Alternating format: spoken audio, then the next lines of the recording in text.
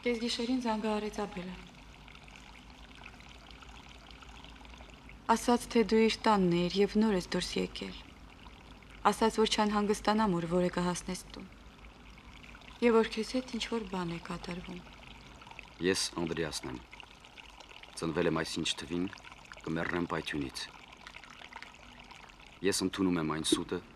որն օգնում է գոյատևությանը։ Ես ընդունում եմ իմ կնոջ սուտ հղիությունը։ Ամբողջ տարին մենք ապրում ենք սպասումով։ Սպասում ենք մեր առաջնեկի ծննդյան տոնին, նրա հետ հանդիպմանը։ Ես կուրորեն հետևում եմ Աբելին ու մասնակցում նրա բոլոր շինծու գործողություններին։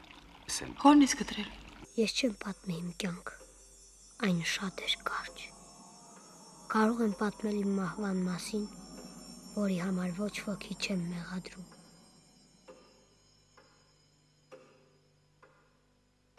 Ամբողջ տարին սպասում եմ իմ ծննդյան օր։ Եվ դու եղբայր կամ քույր կունենաս։